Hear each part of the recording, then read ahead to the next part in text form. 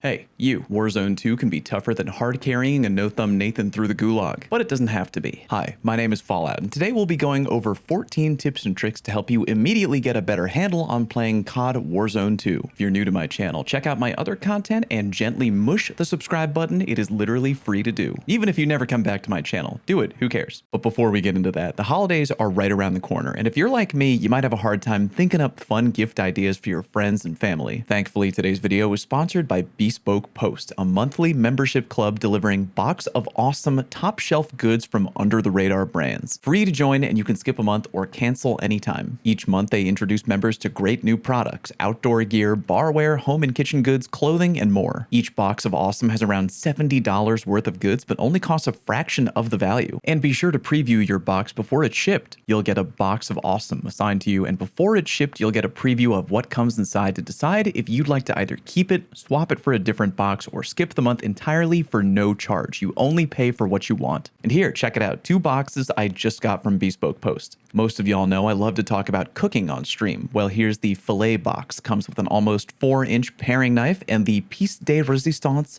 a brand new 8-inch chef knife for all-purpose chopping. Don't tell Anno, she thinks I got too many kitchen knives as is. Also got my grow box, which I'm really hyped for. Comes with a handmade wooden box, multiple seed packets for all my favorite at-home herbs, a little bit of soil, a drip tray, and special herb shears, which I'll use to prune dem herbs when they begin to grow. Looking forward to that one. That'll be a fun little winter project for you boy. To get 20% off your first box of awesome, click my link in the video description and enter promo code Fallout at checkout, or go to bespokepost.com/fallout. Again, 20% off your first box at bespokepost.com/fallout, and thank you, Bespoke Post. All right, back to the content. Tip number 1. Before you even fire up the game, change your FOV. The first few tips we're going to cover happen before you even parachute into the map, but trust me, they're going to make a big difference in your gameplay. From the main menu, go to Settings in the top right corner, and then Quick Settings. As the game tells you, your field of view is pretty much the size of your in-game view. The larger your field of view number, the more of the battlefield you can take in around you. Look at the in-game example in the menu. A 60 FOV can see next to nothing without needing to look around, while 120 FOV can see a lot of the surrounding area without even needing to turn around. Be careful though, the higher you make your FOV, the more difficult it might be for you to land shots, especially on targets far away. Try to do a little experimenting in-game and see what feels comfortable to you. I'd recommend starting off somewhere around 100 to 105 FOV, although some people I know run even higher. Tip number 2, turn parachute auto deploy off. Oh, that's right, we're getting dangerous out here, boys. In the menu, open up settings, and you can either find it based on your input method, or you can just manually search for parachute and the option should appear. In Warzone 2, as you drop into the map, your chute will auto deploy once you're a certain distance above the ground. It's essentially new player default protection to make sure you don't hit the pavement and turn into a pile of human jelly. But if you leave auto deploy on, there's a chance that when you drop in, you might auto deploy your chute too early if you drop over an area with high elevation like a mountain, a tree, tall building, or whatever. You don't want that because you want to get to the ground as quickly as you can, giving you the option to gear up and maybe even kill other jabronis around you before they even touch down to the ground. So turn auto deploy off and learn how to time that chute so you pop it right when you want, ideally as close to the ground as you can. Tip number 3, change your armor plate activation. I promise the settings tips will be done soon, but this one is definitely important. Armor plates are your freaking lifeblood in Warzone 2. Every time you take damage, you'll inevitably want to re-armor up, aka shove gigantic plates of armor padding into your operator's outfit. That'll give you extra protection against incoming damage, which is kind of key to not dying. But the armor system is potentially confusing if you haven't tinkered with the settings yet, the default option being that you have to tap the button each and every time you want one piece of armor, making things take longer, which you don't want,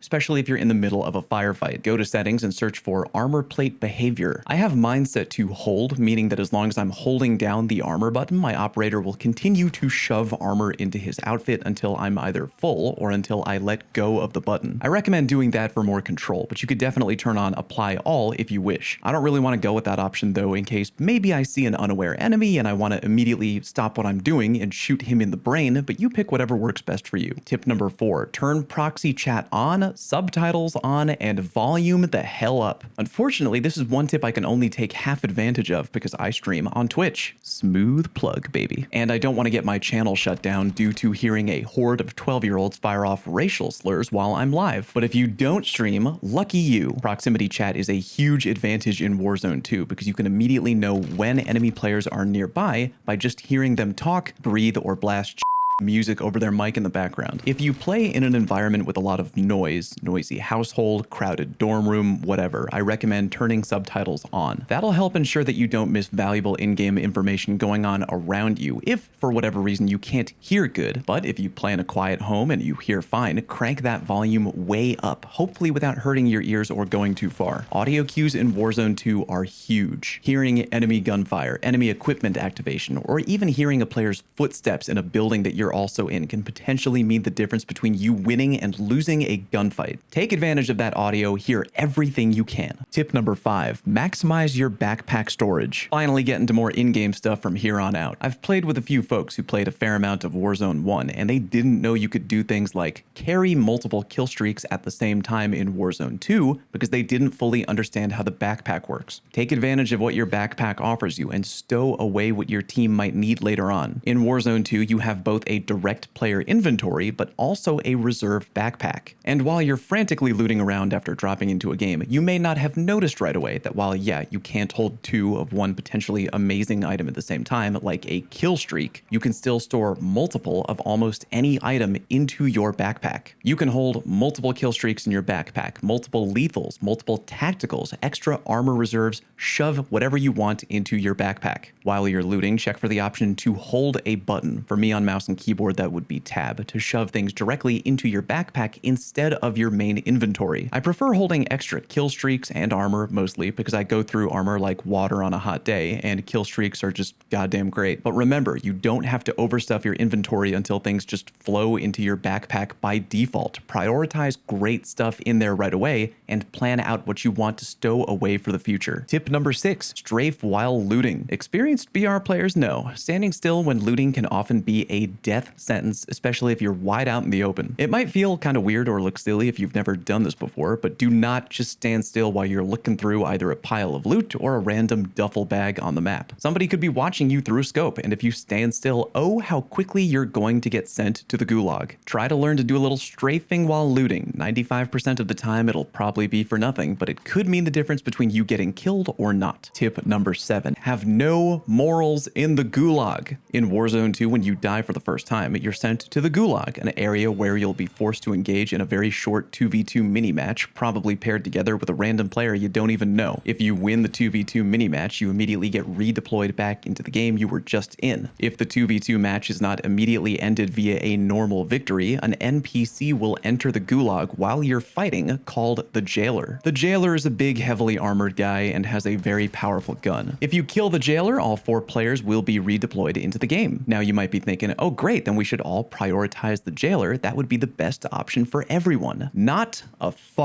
chance. Let me tell you, if you're hoping to rely on the kindness of strangers in Call of Duty, boy, are you barking up the wrong tree, my guy. Do not prioritize the Jailer. In fact, if I see enemy players prioritizing the Jailer, my immediate thought is, oh good, a free kill on the enemy, guaranteeing my redeployment. I know, it's barbaric, but it's basic game theory 101. Be ruthless and go for the regular 2v2 victory. Again, yeah, it might sound a little savage, but if you hope the enemy team will be cool, you will be disappointed 95% of the time. Tip number 8, do not kill downed enemies. At least not right away, if you can afford to get to their body immediately. Warzone moves pretty quickly, and naturally, when you see a downed enemy, your first thought might be, oh, I'll kill them now so they can't get revived and potentially hurt my team. If you have the opportunity, interrogate your downed enemy instead. They can't fight back anyway. And I don't mean talk to them on the microphone, by the way. Run up to a downed enemy and hold the interact button. You'll have a 1 to 2 second animation where you threaten them, and then the game will literally give you pinpoint information on where the poor guy's remaining teammates are. Not only will they ping on your radar, but you'll be able to see them via completely free wall hack vision. I have won some of the easiest 1v3s in my life by interrogating a downed enemy and then picking off their clueless teammates as they run in, not knowing I'm watching their every move. Interrogating obviously is only available if you're playing teams, and always take notice of where your downed enemy is in relation to the rest of the map. If they're way out in the open, maybe don't interrogate right away because the downed player could be being watched by their team and you could get picked off. Feel free to interrogate if you're indoors and hear no enemy footsteps at all, or if there's plenty of cover around. Do it when you can. Literally free team killing info right at your fingertips. Tip number 9, don't sleep on the train. When dropping into Warzone, always open up your map and check on the train. There's a big old choo-choo train going around the outside of the map on a set track each and every time. It could be relatively out of the way, or it could be right under you. I won't lie to you, landing on the train can be a gigantic risk. A lot of players aim for it right away, and for good reason. The train almost always has good loot, including red crates, which often contain high-tier weapons and items. Even if a ton of enemy players land on the train with you,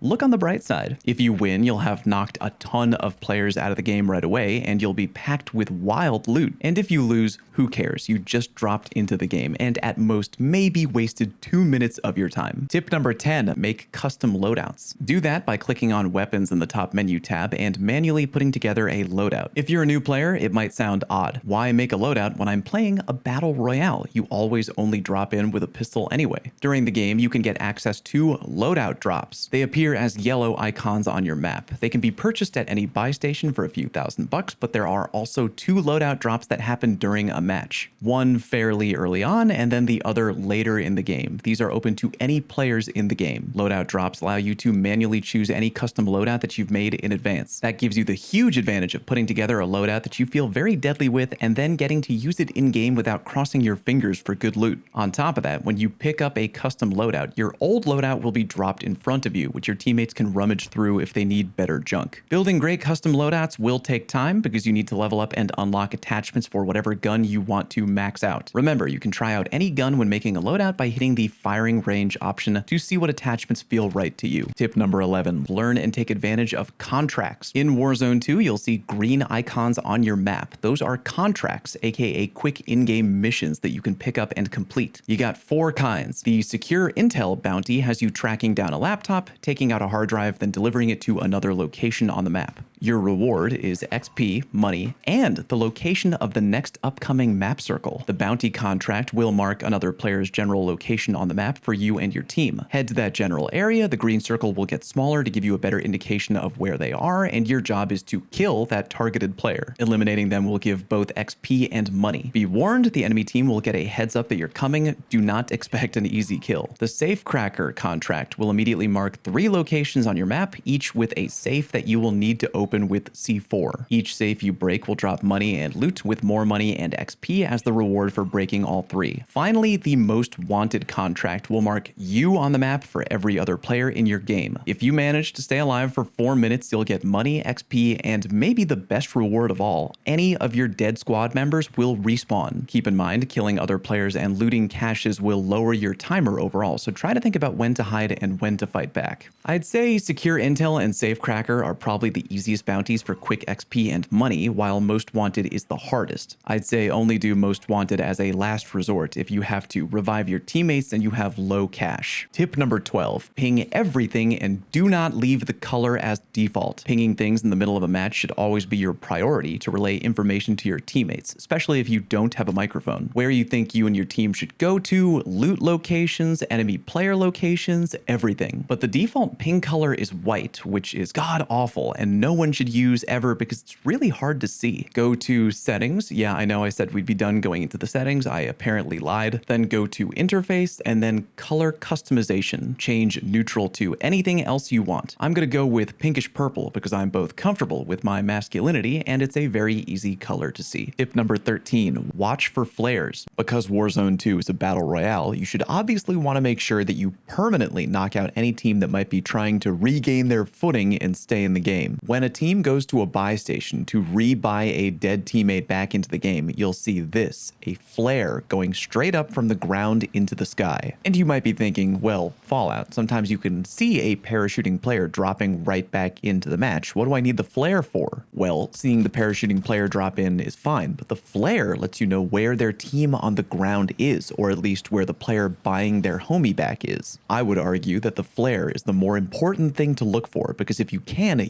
now as a group hunt down and kill the team on the ground before their backup even manages to land. They're definitely more of a direct threat to your team than the guy with no weapons dropping in via the parachute. Finally, tip number 14, do not hoard. Let me explain. I know it's a battle royale and the whole point is to not only kill people but gather as much loot as you can to be strong and stay alive, but don't be stingy with what you gather. If a teammate needs ammo, if a teammate needs money, if a teammate needs anything, dig into your inventory and share what you have. Your team is only as strong as the weakest player, and your resources should be pooled together constantly for the common goal of winning. In the same vein, if you're sitting on a large mountain of cash, spend that brother. Go to a shopping cart icon on the map and spend that money. Get kill streaks, get kitted out weapons, get your loadouts, get anything you can afford to buy. Yeah, it feels good to have a lot of in-game cash, but what good is that cash if you don't do anything with it? Maybe hold on to 4K in your back pocket between two players if you need to nab a teammate, but do not be afraid to spend money. It's in your best interest if you want to win. If you have any extra tips to help players lock up a win in Warzone 2, I would love it if you would share them with me down below. While you're down there, give a like to any comment that you feel is a good tip, and remember to subscribe to my channel for free. Thank you very much for watching, and I'll see you on stream.